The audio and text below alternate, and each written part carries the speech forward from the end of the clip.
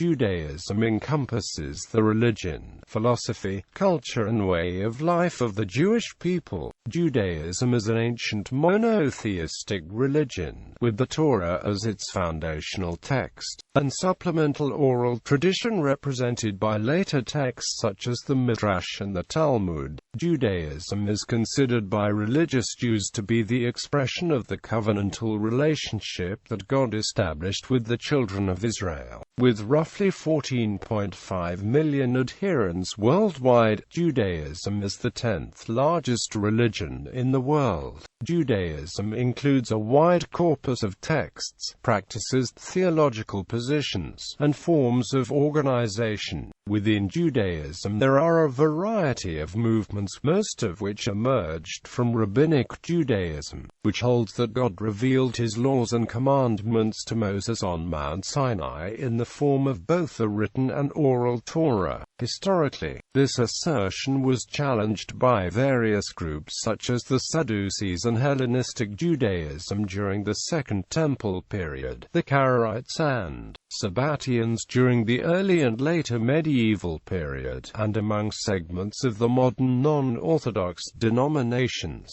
Modern branches of Judaism such as humanistic Judaism may be non-theistic. Today, the largest Jewish religious movements are Orthodox Judaism, Conservative Judaism and Reform Judaism. Major sources of difference between these groups are their approaches to Jewish law, the authority of the rabbinic tradition, and the significance of the State of Israel. Orthodox Judaism maintains that the Torah and Jewish law are divine in origin, eternal and unalterable, and that they should be strictly followed. Conservative and Reform Judaism are more liberal, with Conservative Judaism generally promoting a more traditional interpretation of Judaism's requirements than Reform Judaism. A typical Reform position is that Jewish law should be viewed as a set of general guidelines rather than as a set of restrictions and obligations, whose observance is required of all Jews. Historically, special courts enforced Jewish law. Today, these courts still exist, but the practice of Judaism is mostly voluntary. Authority on theological and legal matters is not vested in any one person or organization, but in the sacred texts and rabbis and scholars who interpret them. The history of Judaism spans more than 3,000 years. Judaism has its roots as a structured religion in the Middle East during the Bronze Age. Judaism is considered one of the oldest monotheistic religions. The Hebrews and Israelites were already referred to as Jews in later books of the Tanakh such as the Book of Esther, with the term Jews replacing the title Children of Israel. Judaism's texts, traditions and values strongly influence later Abrahamic religions, including Christianity, Islam and the Baha'i faith. Many aspects of Judaism have also directly or indirectly influenced secular Western ethics and civil law. Jews are an ethno-religious group and include those born Jewish and converts to Judaism. In 2015, the world Jewish population was estimated at about 14.3 million, or roughly 0.2% of the total world population. About 43% of all Jews reside in Israel and another 43% reside in the United States and Canada, with most of the remainder living in Europe, and other minority groups spread throughout South America, Asia, Africa, and Australia. Defining characteristics and principles of faith. Defining characteristics. Unlike other ancient Near Eastern gods, the Hebrew God is portrayed as unitary and solitary. Consequently, the Hebrew God's principal relationships are not with other gods, but with the world, and more specifically, with the people he created. Judaism thus begins with ethical monotheism, the belief that God is one and is concerned with the actions of human humankind. According to the Tanakh, God promised Abraham to make of his offspring a great nation. Many generations later, he commanded the nation of Israel to love and worship only one God, that is, the Jewish nation is to reciprocate God's concern for the world. He also commanded the Jewish people to love one another, that is, Jews are to imitate God's love for people. These commandments are but two of a large corpus of commandments and laws that constitute this covenant, which is the substance of Judaism. Thus, although there is an esoteric tradition in Judaism, rabbinic scholar Max Kedushin has characterized normative Judaism as normal mysticism, because it involves everyday personal experiences of God through ways or modes that are common to all Jews. This is played out through the observance of the halakha and given verbal expression in the Birkat HaMizvot, the short blessings that are spoken every time a positive commandment is to be fulfilled. The ordinary, familiar, everyday things and occurrences we have constitute occasions for the experience of God. Such things as one's daily sustenance, the very day itself, are felt as manifestations of God's loving kindness, calling for the Barakah, Kedusha, holiness, which is nothing else than the imitation of God, is concerned with daily conduct, with being gracious and merciful, with keeping oneself from defilement by idolatry, adultery, and the shedding of blood. The Birkat HaMitzvot evokes the consciousness of holiness at a rabbinic rite, but the objects employed in the majority of these rites are non-holy and of general character, while the several holy objects are non-theurgy. And not only do ordinary things and occurrences bring with them the experience of God, everything that happens to a man evokes that experience, evil as well as good, for a barakah is said also at evil tidings. Hence, although the experience of God is like none other, the occasions for experiencing Him, for having a consciousness of Him, are manifold, even if we consider only those that call for barakat. Whereas Jewish philosophers often debate whether God is immanent or transcendent, and whether people have free will or their lives are determined, halakha is a system through which any Jew acts to bring God into the world. Ethical monotheism is central in all sacred and normative texts of Judaism. However, monotheism has not always been followed in practice. The Jewish Bible records and repeatedly condemns the widespread worship of other gods in ancient Israel. In the Greco-Roman era, many different interpretations of monotheism existed in Judaism, including the interpretations that gave rise to Christianity. Moreover, some have argued that Judaism is a non-creedal religion that does not require one to believe in God. For some, observance of Jewish law is more important than belief in God per se. In modern times, some liberal Jewish movements do not accept the existence of a personified deity active in history. Core tenets scholars throughout Jewish history have proposed numerous formulations of Judaism's core tenets, all of which have met with criticism. The most popular formulation is Maimonides' 13 Principles of Faith, developed in the 12th century. According to Maimonides, any Jew who rejects even one of these principles would be considered an apostate and a heretic. Jewish scholars have held points of view diverging in various ways from Maimonides' principles. In Maimonides' time, his list of tenets was criticized by Hasda Ekreskas and Joseph Albo. Albo and the Ravad argued that Maimonides' principles contained too many items that, while true, were not fundamentals of the faith. Along these lines, the ancient historian Josephus emphasized practices and observances rather than religious beliefs, associating apostasy with a failure to observe Jewish law and maintaining that the requirements for conversion to Judaism included circumcision and adherence to traditional customs.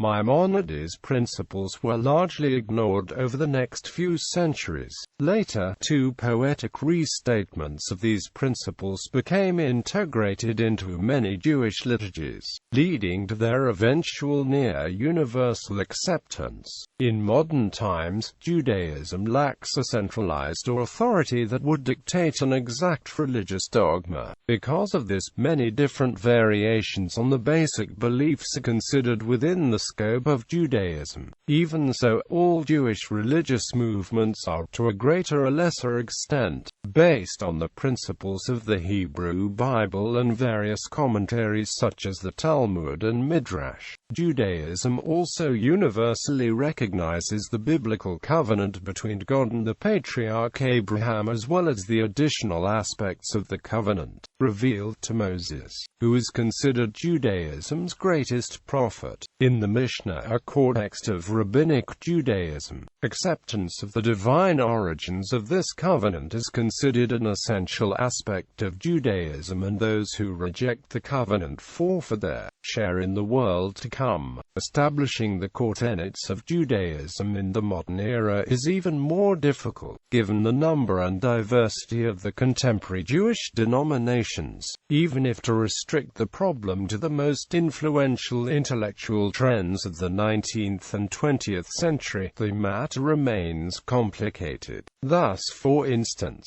Joseph Soloveitchik's answer to modernity is constituted upon the identification of Judaism with following the Halakha, whereas its ultimate goal is to bring the holiness down to the world. Mordecai Kaplan, the founder of the Reconstructionist Judaism, abandons the idea of religion for the sake of identifying Judaism with civilization, and by means of the latter term and secular translation of the core ideas, he tries to embrace as many Jewish denominations as possible. In turn, Solomon Schechter's conservative Judaism was identical with the tradition understood as the interpretation of Torah, in itself being the history of the constant updates and adjustment of the law performed by means of the creative interpretation. Finally, David Phillipson draws the outlines of the Reform movement in Judaism by opposing it to the strict and traditional rabbinical approach, and thus comes to the conclusion similar to that of the conservative movement. Jewish religious texts. The following is a basic, structured list of the central works of Jewish practice and thought. Tanakh and rabbinic literature. Mezrah, Targum, Jewish biblical exegesis. Works of the Talmudic era. Mishnah and commentaries. Tosefta and the minor tractates. Talmud, the Babylonian Talmud and commentaries. Jerusalem Talmud and commentaries.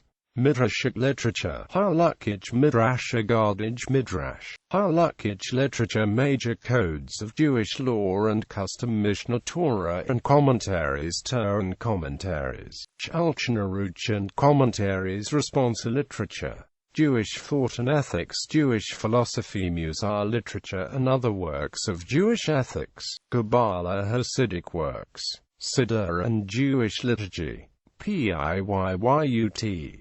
Jewish legal literature. The basis of Jewish law and tradition as the Torah. According to rabbinic tradition, there are 613 commandments in the Torah. Some of these laws are directed only to men or to women, some only to the ancient priestly groups, the Kohanim and Leviyim, some only to farmers within the land of Israel. Many laws were only applicable when the temple in Jerusalem existed, and fewer than 300 of these commandments are still applicable today. While there have been Jewish groups whose beliefs were claimed to be based on the written text of the Torah alone, most Jews believed in what they call the oral law. These oral traditions were transmitted by the Pharisee sect of ancient Judaism, and were later recorded in written form and expanded upon by the rabbis. Rabbinic Judaism has always held that the books of the Torah have always been transmitted in parallel with an oral tradition. To justify this viewpoint, Jews point to the text of the Torah, where many words are left undefined, and many procedures mentioned without explanation. revelation or instructions. This, they argue, means that the reader is assumed to be familiar with the details from other i.e. oral sources. This parallel set of material was originally transmitted orally and came to be known as the oral law. By the time of Rabbi Judah Hanasi, after the destruction of Jerusalem, much of this material was edited together into the Mishnah. Over the next 4 centuries, this law underwent discussion and debate in both of the world's major Jewish communities, and the commentaries on the Mishnah from each of these communities eventually came to be edited together into compilations known as the 2 Talmuds. These have been expounded by commentaries of various Torah scholars during the ages. Halakha, the rabbinic Jewish way of life, then, is based on a combined reading of the Torah and the oral tradition, the Mishnah, the Halakhic Midrash, the Talmud and its commentaries. The halakha has developed slowly, through a precedent-based system. The literature of questions to rabbis, and their considered answers, is referred to as responsa over time. As practice is developed, codes of Jewish law are written that are based on the responsa. The most important code, the Shulchan Aruch, largely determines Orthodox religious practice today. Jewish philosophy refers to the conjunction between serious study of philosophy and Jewish theology. Major Jewish philosophers include Solomon Ibn Gabirol, Saadia Gaon, Judah Halevi, Maimonides, and Gersonides. Major changes occurred in response to the Enlightenment, leading to the post-Enlightenment Jewish philosophers. Modern Jewish philosophy consists of both Orthodox and non-Orthodox oriented philosophy. Notable among Orthodox Jewish philosophers are Eliyahu Eliezer Dessler, Joseph B. Soloveitchik, and Yitzchak Hutner. Well-known non-Orthodox Jewish philosophers include Martin Buber, Franz Rosenzweig, Mordecai Kaplan, Abraham Joshua Heschel, Wilhelberg, and Emmanuel Levinas. Related topics: Torah databases. List of Jewish prayers and blessings. Rabbinic hermeneutics. Orthodox and many other Jews do not believe that the revealed Torah consists solely of its written contents, but of its interpretations as well. The study of Torah is in Judaism itself a sacred act of central importance, for the sages of the Mishnah and Talmud, and for the successors today. The study of Torah was therefore not merely a means to learn the contents of God's revelation, but an end in itself. According to the Talmud, these are the things for which a person enjoys the dividends in this world, while the principle remains for the person to enjoy in the world to come. They are honoring parents, loving deeds of kindness, and making peace between one person and another. But the study of the Torah is equal to them all. In Judaism, the study of Torah can be a means of experiencing God. Reflecting on the contribution of the Amoraim and Tanaim to contemporary Judaism, Professor Jacob Neusner observed, "The Rabbi's logical and rational inquiry is not mere logic shopping. It is a most serious and substantive effort to locate in trivialities the fundamental principles of the revealed will of God to guide and sanctify the most specific and concrete actions in the workaday world." Here is the mystery of Talmudic Judaism, the alien and remote conviction that the intellect is an instrument not of unbelief and desacralization but of sanctification. To study the written Torah and the oral Torah in light of each other is thus also to study how to study the Word of God. In the study of Torah, the sages formulated and followed various logical and hermeneutical principles. According to David Stern, all rabbinic hermeneutics rest on 2 basic axioms. First, the belief in the omnisignificance of Scripture, in the meaningfulness of its every word, letter, even scribal flourish. Second, the claim of the essential unity of Scripture as the expression of the single divine will. These 2 principles make possible a great variety of interpretations. According to the Talmud, a single verse has several meanings, but no 2 verses hold the same meaning. It was taught in the school of Ishmael. Behold, my word is like fire, declares the Lord, and like a hammer that shatters rock. Just as this hammer produces many sparks, so a single verse has several meanings. Observant Jews thus view the Torah as dynamic, because it contains within it a host of interpretations. According to rabbinic tradition, all valid interpretations of the written Torah were revealed to Moses at Sinai in oral form, and handed down from teacher to pupil. When different rabbis forwarded conflicting interpretations, they sometimes appealed to hermeneutic principles to legitimize their arguments. Some rabbis claimed that these principles were themselves revealed by God to Moses at Sinai. Thus, Hillel called the attention to 7 commonly used hermeneutical principles in the interpretation of laws. Ishmael 13, Eliezer b. Jose Hargelili listed 32, largely used for the exegesis of narrative elements of Torah. All the hermeneutic rules scattered through the Talmudim and Midrashim have been collected by Malbi Minai Eilat Harshasha. The introduction to his commentary on the Sifra. Nevertheless, Ishmael's 13 principles are perhaps the ones most widely known. They constitute an important, and one of Judaism's earliest, contributions to logic, hermeneutics, and jurisprudence. Judah Hadassi incorporated Ishmael's principles into Karaite Judaism in the 12th century.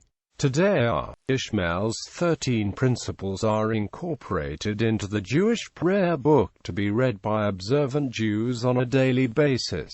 Jewish identity. Origin of the term Judaism. The term Judaism derives from Judaismus, a Latinized form of the ancient Greek omicron upsilon delta alpha iota sigma mu omicron sigma or Judaismos, and it was ultimately inspired by the Hebrew Yehuda, Judah in Hebrew, Jahadut. The term omicron upsilon delta alpha iota of sigma mu omicron sigma first appears in the Hellenistic Greek book of 2 Maccabees in the 2nd century BCE. In the context of the age and period, it meant seeking a forming part of a cultural entity, and resembled its antonym Hellenismos, a word that signified a people's submission unto Hellenic cultural norms. The conflict between Judaismos and Hellenismos lay behind the Maccabean revolt, and hence the invention of the term Judaismos.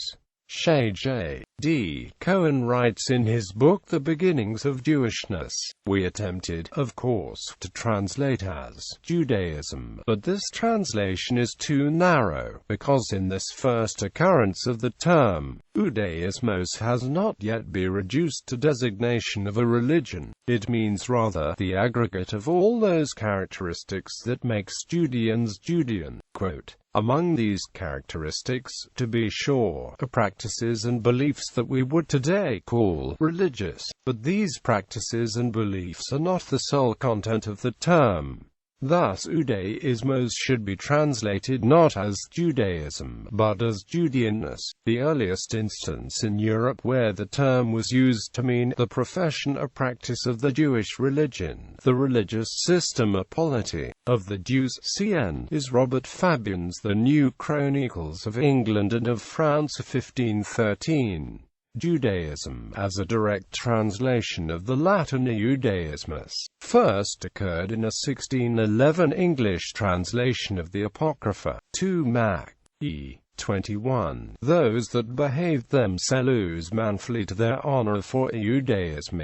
Distinction between Jews as a people and Judaism. According to Daniel Boyarin, the underlying distinction between religion and ethnicity is foreign to Judaism itself, and is one form of the dualism between spirit and flesh that has its origin in Platonic philosophy and that permeated Hellenistic Judaism. Consequently, in his view, Judaism does not fit easily into conventional Western categories, such as religion, ethnicity, or culture. Boyarin suggests that this in part reflects the fact that much of Judaism's more than 3,000-year history predates the rise of Western culture and occurred outside the West. During this time, Jews experienced slavery, anarchic and theocratic self-government, conquest, occupation, and exile. In the diaspora, they were in contact with, and influenced by, ancient Egyptian, Babylonian, Persian, and Hellenic cultures, as well as modern movements such as the Enlightenment and the rise of nationalism, which would bear fruit in the form of a Jewish state in their ancient homeland, the Land of Israel. They also saw an elite population convert to Judaism, only to disappear as the centers of power in the lands once occupied by that elite fell to the people of Rus and then the Mongols. Thus, Boyarin has argued that Jewishness disrupts the very categories of identity, because it is not national, not genealogical, not religious, but all of these, in dialectical tension. In contrast to this point of view, practices such as humanistic Judaism reject the religious aspects of Judaism, while retaining certain cultural traditions. Who is a Jew? According to Rabbinic Judaism, a Jew is anyone who was either born of a Jewish mother or who converted to Judaism in accordance with Jewish law. Reconstructionist Judaism and the larger denominations of worldwide progressive Judaism accept the child as Jewish if one of the parents is Jewish, if the parents raise the child with a Jewish identity, but not the smaller regional branches. All mainstream forms of Judaism today are open to sincere converts, although conversion has traditionally been discouraged since the time of the Talmud. The conversion process is evaluated by an authority, and the convert is examined on his or her sincerity and knowledge. Converts are called Ben Abraham or Bat Abraham. Conversions have on occasion been overturned. In 2008, Israel's highest religious court invalidated the conversion of 40,000 Jews, mostly from Russian immigrant families, even though they had been approved by an Orthodox rabbi. Rabbinical Judaism maintains that a Jew, whether by birth or conversion, is a Jew forever. Thus, a Jew who claims to be an atheist who converts to another religion is still considered by traditional Judaism to be Jewish. According to some sources, the Reform movement has maintained that a Jew who has converted to another religion is no longer a Jew, and the Israeli government has also taken that stance after Supreme Court cases and statutes. However, the Reform movement has indicated that this is not so cut and dried, and different situations call for consideration and differing actions. For example, Jews who have converted under duress may be permitted to return to Judaism without any action on the part but the desire to rejoin the Jewish community, and a proselyte who has become an apostate remains, nevertheless, a Jew. Karaite Judaism believes that Jewish identity can only be transmitted by patrilineal descent, although a minority of modern Karaites believe that Jewish identity requires that both parents be Jewish, and not only the father. They argue that only patrilineal descent can transmit Jewish identity on the grounds that all descent in the Torah went according to the male line. The question of what determines Jewish identity in the State of Israel was given new impetus when, in the 1950s, David Ben-Gurion requested opinions on Mihu Yehudi from Jewish religious authorities and intellectuals worldwide in order to settle citizenship questions. This is still not settled, and occasionally resurfaces in Israeli politics. Jewish demographics. The total number of Jews worldwide is difficult to assess because the definition of who is a Jew is problematic. Not all Jews identify themselves as Jewish, and some who identify as Jewish are not considered so by other Jews. According to the Jewish Yearbook, the global Jewish population in 1900 was around 11 7 million. The latest available data is from the World Jewish Population Survey of 2002 and the Jewish Year Calendar. In 2002, according to the Jewish Population Survey, there were 13.3 million Jews around the world. The Jewish Year Calendar cites 14.6 million. Jewish population growth is currently near 0%, with 0.3% growth from 2000 to 2001.